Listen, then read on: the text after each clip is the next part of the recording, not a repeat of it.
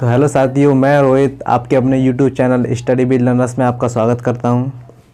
हम हिंदी पढ़ रहे थे तो हम उसमें सामान्य परिचय पढ़ चुके थे। अब हम आज वर्णमाला पढ़ेंगे।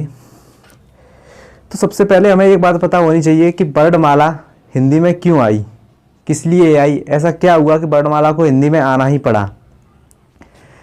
तो ऐसा कहा जाता है कि एक बार भगवान शंकर से पार्वती जी रूठ गईं, तो उन्हें मनाने के लिए भगवान शंकर ने तांडव किया और डमरू बजाया।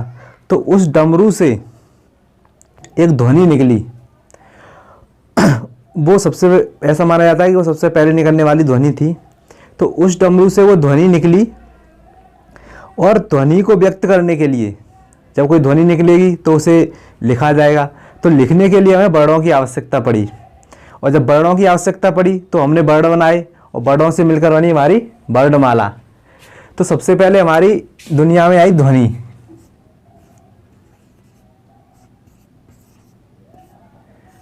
ध्वनि से बने वर्ण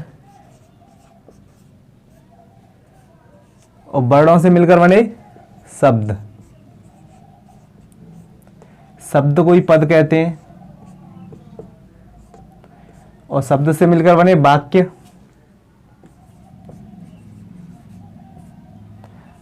और वाक्यों से बनी हमारी भाषा। तो ध्वनि से बने वर्ण, वर्ण से बने वाक्य, ध्वनि से बने वर्ण, वर्ण से बने शब्द, शब्द से बने वाक्य, वाक्य से बनी हमारी भाषा। अब ध्वनि क्या है? तो ध्वनि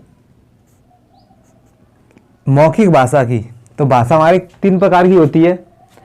नंबर 1 मौखिक भाषा, नंबर 2 लिखित भाषा, नंबर 3 सांकेतिक भाषा। तो भाषा कितने प्रकार की होती है? 3 प्रकार की। नंबर 1 मौखिक,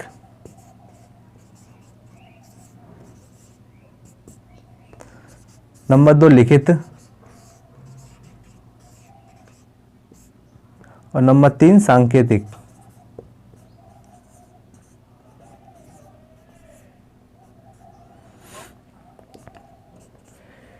तो ध्वनि क्या है?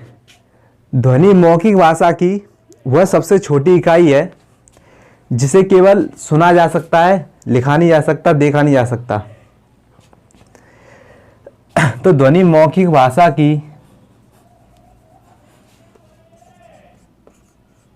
मौखिक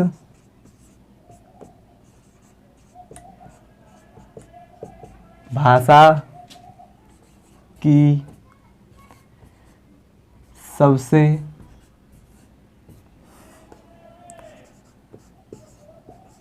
छोटी इकाई होती है। तो ध्वनि हमारी है वो मौखिक भाषा की सबसे छोटी इकाई होती है। अब नंबर आता है वर्ड का, कि वर्ड क्या है। तो वर्ड लिखित भाषा की वह सबसे छोटी इकाई है जिसके और अधिक टुकड़े नहीं किए जा सकते। यानी कोई वर्ड होता है, जैसे ये लिखा है, तो इसको हम और छोटा करके नहीं लिख सकते हैं, ये ऐसा का ऐसा ही रहेगा। तो यानी कि वर्ड लिखित भाषा की छोटी से छोटी इकाई है जिसके और अधिक टुकड़े नहीं किए जा सकते। तो वर्ड के मामले में लिखिए कि वर्ड लिखित भाषा की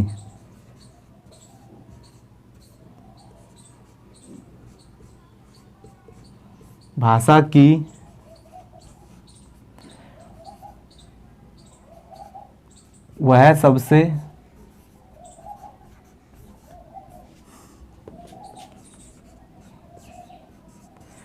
छोटी इकाई है जिसके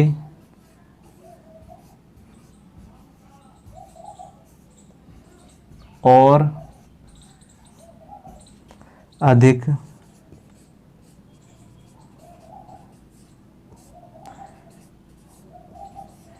टुकड़े नहीं किए जा सकते।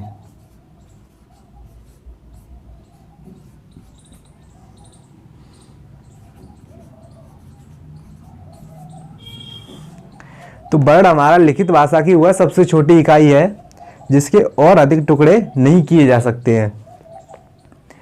इनको पॉइंट डाल के लीजिए, ये एग्जाम में आते हैं। जिसको स्क्रीनशॉट लेना वो स्क्रीनशॉट ले ले। अब आती है हमारे पद की बात, पद और शब्द की बात कि ये क्या है। तो शब्द का मतलब होता है, जैसे कि ये लिखा हुआ है हमारा राम,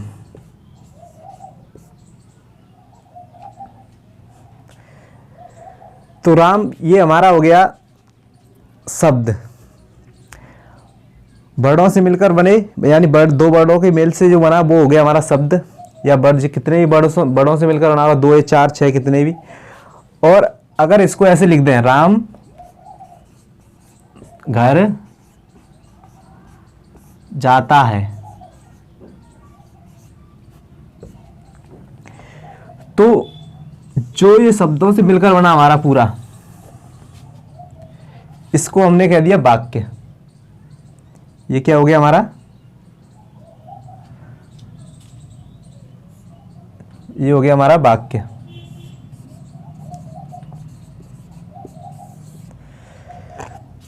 और अगर हमने इसमें जैसे ये राम लिखा हुआ है, इस राम को ऐसे रेखांकित कर दिया, जैसे हम पूछा कि इस पूरे वाक्य में राम क्या है, तो जब इसको रेखांकित कर दिया तो अब ये हो गया हमारा पद। तो शब्द पद एक ही चीज है, लेकिन बस तरीका अलग अलग है। अगर सिंगल लिखा हो तो शब्द होगा, और अगर जैसे किसी वाक्य में रेखांकित कर दिया जाए तो वो हो जाएगा हमारा पद। और वाक्य से जो बन गई वो हमारी भाषा बनी। इसको नोट कर लीजिए, उसके बाद आगे चलते हैं हम।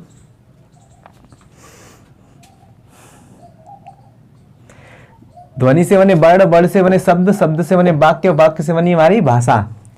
तो ध्वनि क्या है, ध्वनि मौखिक भाषा की वह सबसे छोटी इकाई होती है जिसे सुना जा सकता है।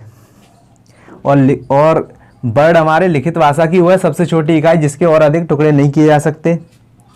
शब्द हमारा ये राम हो गया, और इसके नीचे रेखांकित कर दिया था, ये पद हो गया। इसके बाद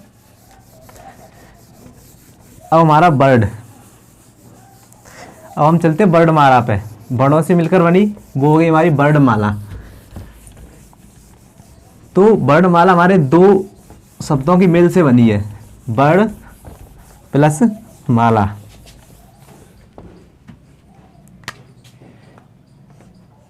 ये हो गया वर्ड प्लस ये हो गया माला। जब इन दोनों को मिलाया तो बना एक हमारा वर्ड माला। तो माला जैसे हम लोगों ने देखी है मेले में जो बिकती है, तो माला में होता क्या है कि मोतियों को एक व्यवस्थित क्रम में लगाया जाता है।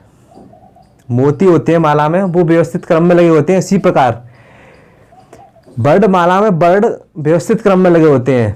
तो इसकी हमारी डेफिनेशन हो गई, इसकी परिभाषा हुई वर्णमाला की कि वर्णों के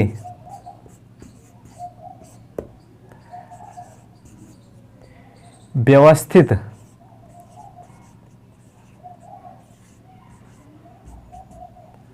समूह को वर्णमाला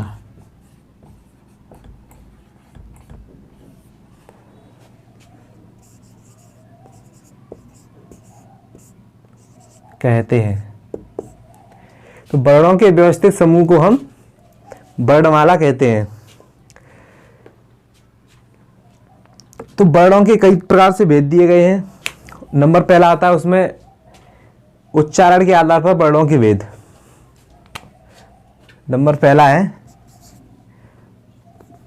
कई भेद हैं उसमें, एक नंबर पहला भेद है उच्चारण के आधार पर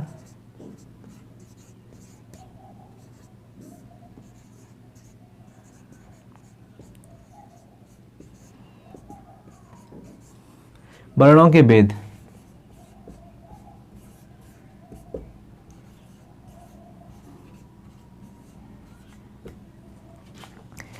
नंबर ए स्वर और नंबर बी व्यंजन। उच्चारण के आधार पर हमारे वर्णों के दो भेद हैं, स्वर और व्यंजन। अब स्वर क्या होता है और व्यंजन क्या होता है, इनकी अलग अलग परिभाषाएं दी हैं। तो स्वर की परिभाषा तो ये होती है कि वे स्वतंत्र ध्वनियां, वर्णमाला में जो भी सब कुछ है वे सब ध्वनियां हैं, तो वे स्वतंत्र ध्वनियां जिन्हें बिना वाग यंत्रों की टकराहट के साथ बोला जा सकता है। वाग यंत्र यानी हमारा कंठ से लेकर हमारे ओठ तक, ये हमारा पूरा जो ढांचा है वो वाग यंत्र है। तो जैसे इसमें लिखा है कि स्वतंत्र, वे स्वतंत्र ध्वनियां जिन्हें वाग यंत्र, बिना वाग यंत्रों की टकराहट के साथ बोला जा सकता है। तो जब हम स्वरों को पढ़ेंगे तो उसमें हमारे कोई भी वाग यंत्र कहीं भी टच नहीं होगा। इसकी एक परिभाषा दूसरी ये भी है कि वे स्वतंत्र ध्वनियां जिन्हें बोलते समय हमारा मुख बंद नहीं होता है। और हमारा व्यंजन, व्यंजन की परिभाषा है कि व्यंजन स्वतंत्र नहीं होते हैं, इन्हें स्वर की सहायता से बोला जाता है। तो वे ध्वनियां जिन्हें स्वर की सहायता से बोला जाता हो उन्हें व्यंजन कहते हैं। तो नंबर 1 हेडिंग डालिए आप, स्वर।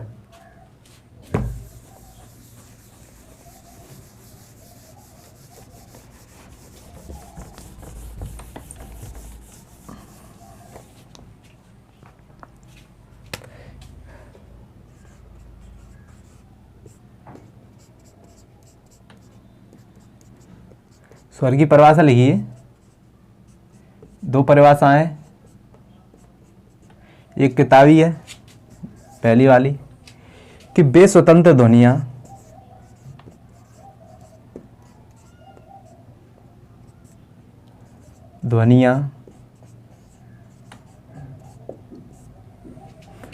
जिन्हें बिना वाग यंत्रों की टकराहट के साथ बोला जा सकता है।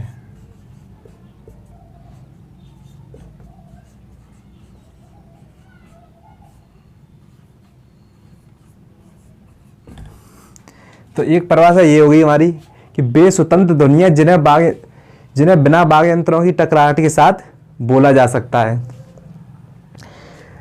और नंबर दूसरी परिभाषा हुई हमारी कि वे स्वतंत्र ध्वनियां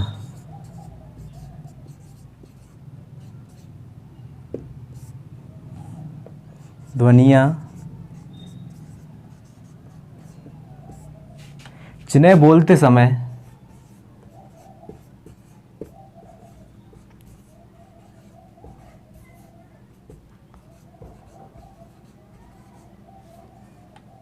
हमारा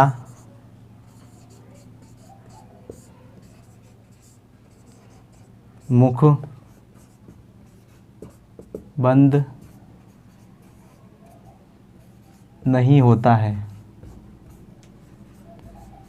आप जब स्वरों का उच्चारण करेंगे तो स्वरों के उच्चारण के समय आपका मुख बंद नहीं होगा। तो ये हमारी दो परिभाषाएं हैं। वे स्वतंत्र ध्वनियां जिन्हें बिना वाग यंत्रों की टकराहट के साथ बोला जा सकता है उन्हें स्वर कहते हैं। और वे स्वतंत्र ध्वनियां जिन्हें बोलते समय हमारा मुख बंद नहीं होता है। ये दोनों परिभाषा नोट कीजिए। अब हमारे स्वर, हमारे जो स्वर हैं वो पहले तो वर्णमाला में पूरे अक्षर टोटल 52 होते हैं। वर्णमाला में टोटल 52 वर्ण होते हैं। उनमें से 13 स्वर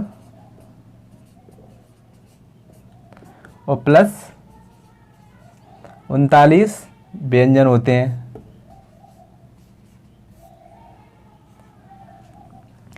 13 स्वर और 39 व्यंजन।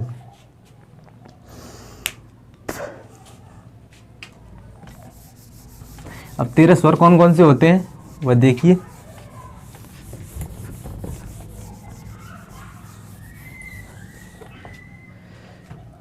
आ से लेकर अंग तक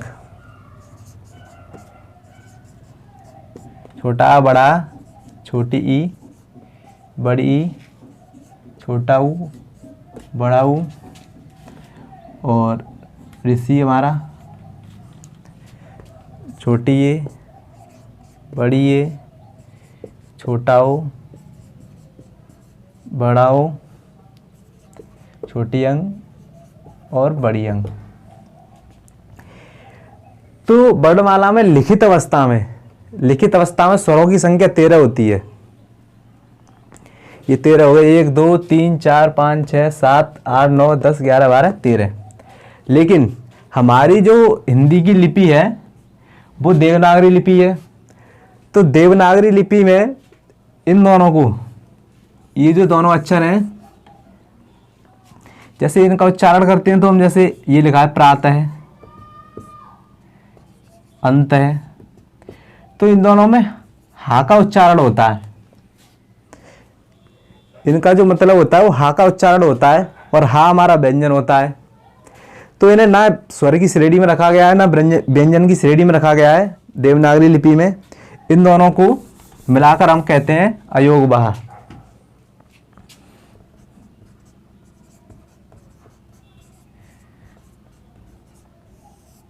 ये हमारी अयोगवाह की श्रेणी में आते हैं। तो हमारी स्वरों की संख्या कितनी हुई? 13 थी, 2 चले गए तो कितनी बची? 11। अगर आपका क्वेश्चन एग्जाम में आता है कि स्वरों की संख्या कितनी है, तो हमारी स्वरों की संख्या होगी 11। अगर एग्जाम में क्वेश्चन ऐसे आता है कि शुद्ध स्वर कितने होते हैं, तो आपको उनकी संख्या होगी 11 - 1 = 10। ये हो गए हमारे शुद्ध स्वर।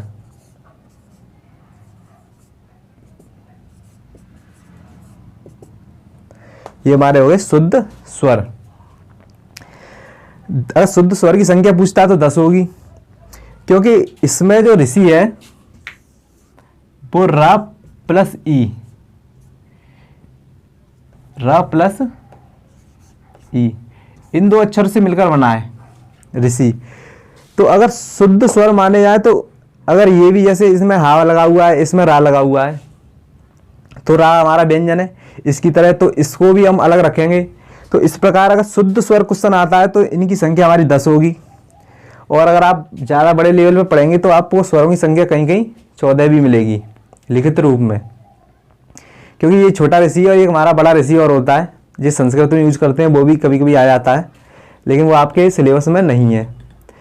तो आपका जो क्वेश्चन आएगा तो उसमें अगर स्वरों की संख्या 11 बताए तो 11 लगानी है, और शुद्ध स्वर की संख्या बताए तो उसमें 13 लगानी है।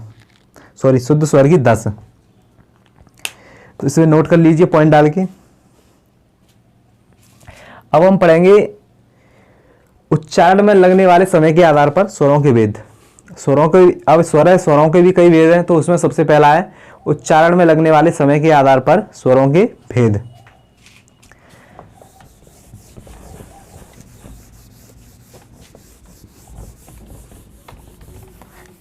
तो स्वर में नंबर पहला डालिए, नंबर पहला भेद है स्वर का।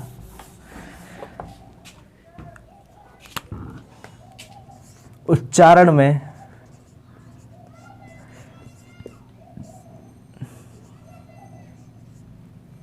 उच्चारण के आधार पर वर्णों के व्यक्ति, स्वरों और व्यंजन। अब उच्चारण में लगने वाले समय के आधार पर स्वरों के भेद हैं। ये उच्चारण में लगने वाले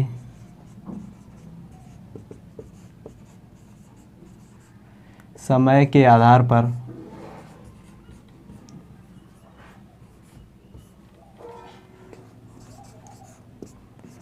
स्वरों के भेद।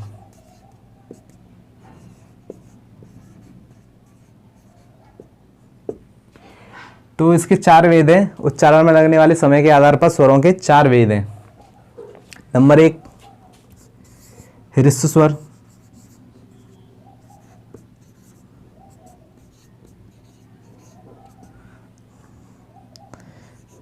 नंबर 2 दीर्घ स्वर,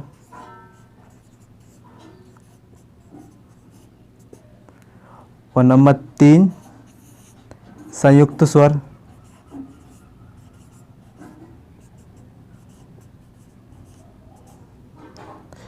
और नंबर 4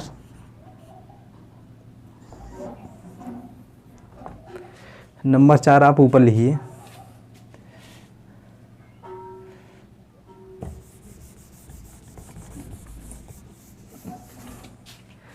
नंबर 4 हमारा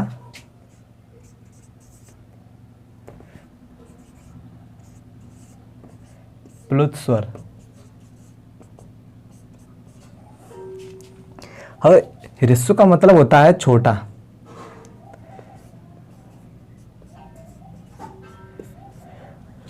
तो इनमें जो हमारे जो भी छोटे छोटे अक्षर रहते हैं, जैसे छोटा आ, छोटी ई, छोटा ऊ, ये सब इसमें आते हैं। तो इसमें आता है तुम्हारा छोटा आ, छोटी ई, छोटा ऊ और तुम्हारा ऋषि।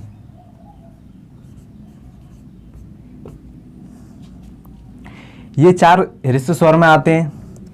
अब इनको एक और नाम दिया गया है जिसका नाम है मूल स्वर। तो इसके ऊपर लिख दे रहा हूं मैं, मूल स्वर भी इसका नाम है एक। और मूल स्वर के बाद है एक इसका नाम एक मात्रिक।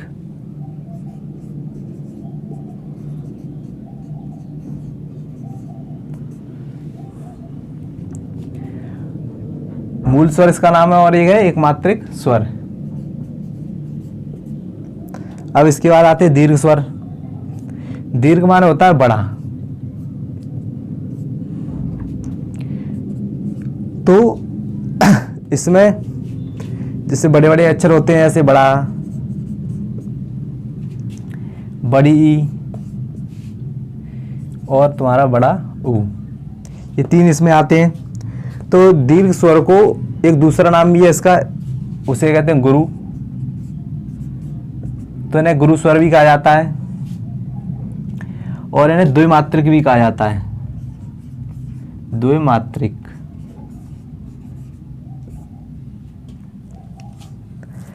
और इन्हें द्विमात्रिक सजाती भी कहते हैं। और तीसरा आता है हमारा संयुक्त। संयुक्त का मतलब होता है कि किन्हीं दो का मेल। तो जो भी अक्षर हमारे स्वरों में जो 2 अक्षरों के मेल से बनते हैं उनको संयुक्त स्वर कहा गया है। जैसे ये हमारी आ प्लस ई इन दोनों से मिलकर बनी है। हमारी ये वाली बड़ी है वो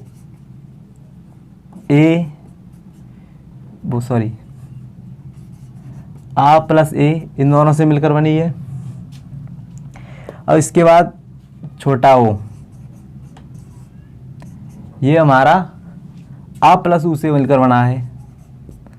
आ प्लस ऊ। और इसके बाद हमारा बड़ा ओ, ये हमारा ये हमारा आ प्लस ओ, इससे मिलकर बना है। तो ये दोनों मिलकर बने होते हैं, इसलिए इन्हें संयुक्त स्वर कहा जाता है। और इनका एक नाम, इन्हें भी द्विमात्रिक कहते हैं। तो इनका एक नाम द्विमात्रिक भी है, द्विमात्रिक स्वर। अब हमारा आता है प्लुत स्वर। प्लुत स्वर में आता है हमारा आ, और इसे कोई ओम भी कहते हैं, ये भी इसी में आता है। तो मैंने तुम्हें बताया था कि कभी कभी स्वरों की संख्या 14 भी होती है, तो ये वही 14वां स्वर है।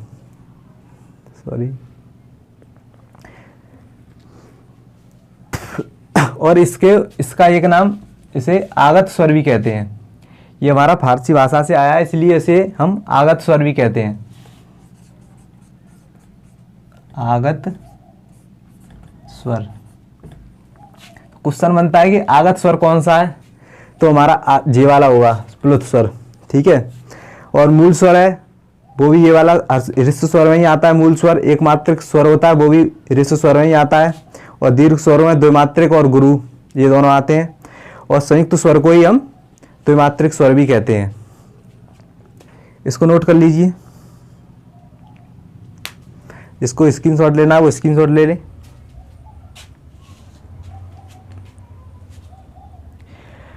तो हम इसके बाद पढ़ेंगे अब इसका दूसरा जो भेद है वो है ओट की आकृति के आधार पर स्वरों के भेद।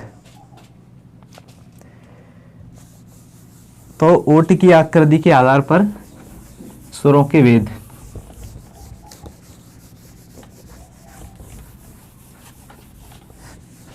तो नंबर दूसरा इसमें आएगा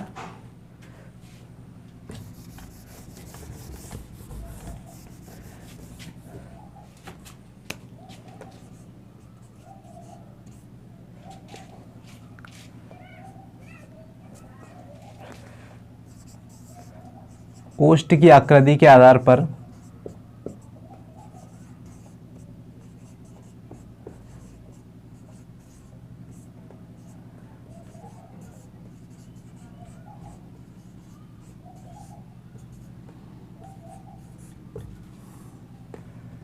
स्वरों के भेद।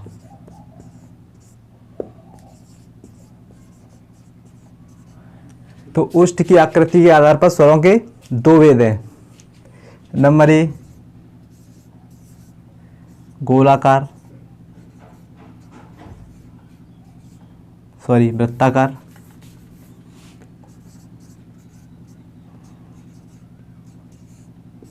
और वृत्ताकार को ही कहते हैं गोलाकार। और नंबर बी अवृत्ताकार, और इन्हें अगोलाकार भी कहते हैं।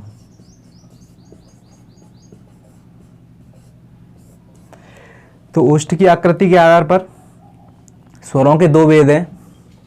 नंबर एक वृत्ताकार, वृत्ताकार को गोलाकार ही कहते हैं। और नंबर दूसरा अवृत्ताकार।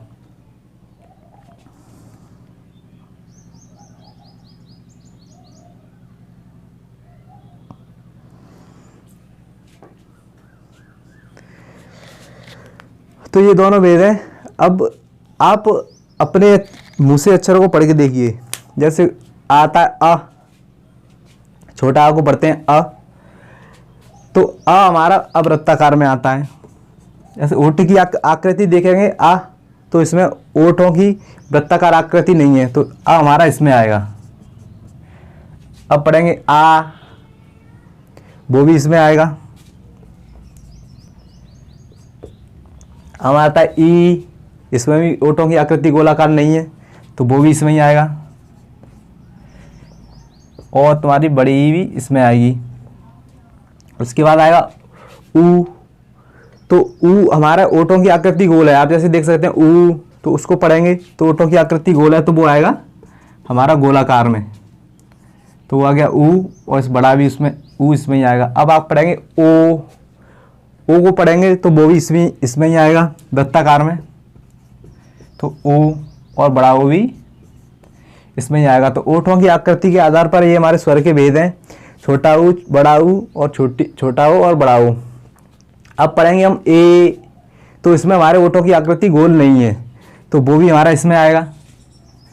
और इसकी जो बड़ी है वो भी इसी में आएगी। अब जो ऋषि होता है उसकी भी ओठों की आकृति गोल नहीं है, तो वो भी इसी में ही आएगा। तो ओष्ठ की आकृति के आधार पर स्वरों के भेद हमने पढ़े, वृत्ताकार और अवृत्ताकार। तो जैसे पढ़ते हैं ऊ, तो इसमें ओठों की आकृति गोल हो जाती है, तो वो गोलाकार में आएगा यानी वृत्ताकार में। और अवृत्ताकार में ये हमारे ये आएंगे और चार इसमें आएंगे, बाकी सब इसमें। और इसके बाद हमारा स्वरों का जो भेद है वो है जीभ की आकृति के आधार पर। जीभ की आकृति के आधार पर स्वरों के भेद, जीभ के भाग के आधार पर। तो जीभ के हमारे तीन भाग होते हैं। तीसरा है हमारा जीभ के भाग के आधार पर स्वरों के भेद।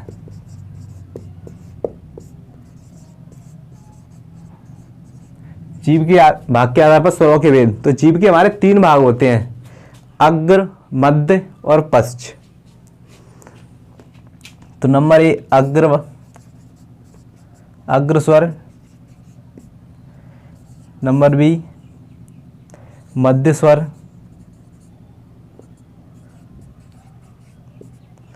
और नंबर सी पश्च स्वर।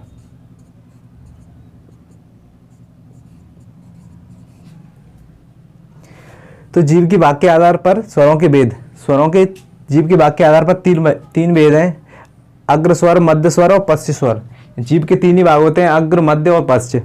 तो अग्र स्वर में हमारी आती है छोटी ई, बड़ी ई, छोटी ए, बड़ी ए और ऋषि।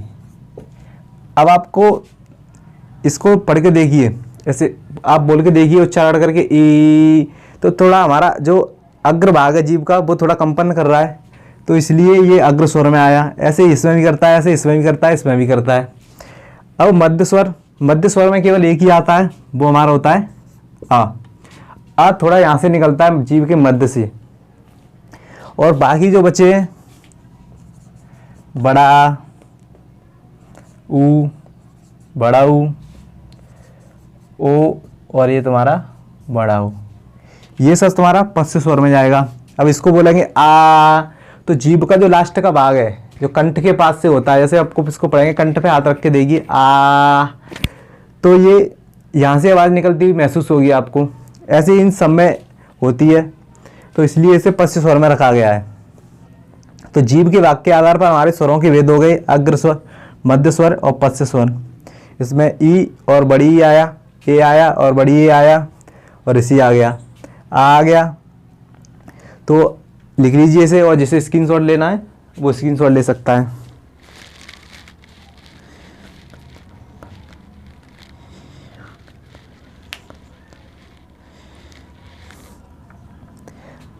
अब आपका तीसरा स्वर आता है, चौथा वेद है स्वर का, वो आएगा मुख की आकृति के आधार पर स्वरों के भेद।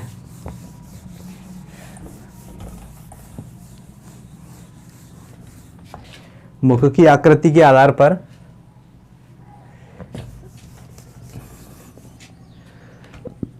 मुख की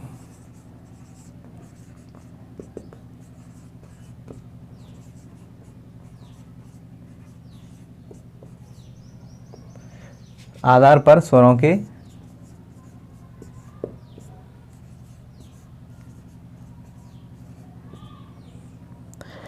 मुख की आकृति के आधार पर स्वरों के 4 भेद हैं, बिम्रत, अर्धबिम्रत, सम्रत, अर्धसम्रत। नंबर ए बिम्रत,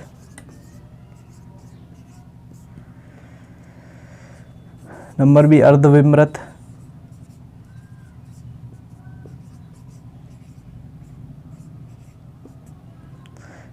नंबर 3 सम्रत, सी सम्रत,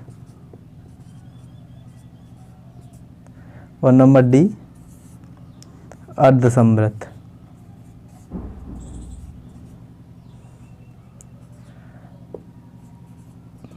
तो बिम्रत का अर्थ होता है, बिम्रत का जो यहाँ अर्थ है वो होता है खुलना।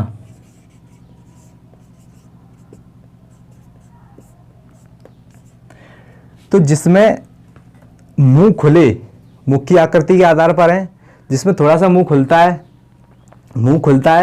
उन्हें तो बिम्रत कहते हैं। और अर्धबिम्रत, अर्ध यानी आधा, तो जिसमें आधा मुंह खुलता है उन्हें अर्धबिम्रत कहते हैं। सम्रत माने होता है बंद होना, सम्रत माने होता है हमारा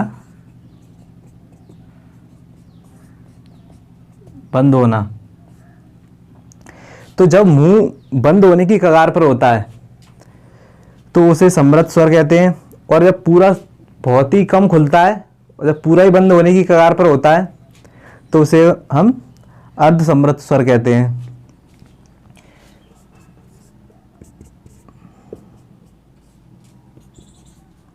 तो इसमें बिम्रत माने होता है खुलना। तो बिम्रत स्वर में आपका आता है खुलना, यानी सबसे ज़्यादा मुंह जिसमें खुलता है वो होता है हमारा आ। जैसे हम इसमें मुख की आकृति के आधार पर इनके वेद हैं, तो इसमें हम पढ़ेंगे आ, इसमें सबसे ज़्यादा मुख खुलता है।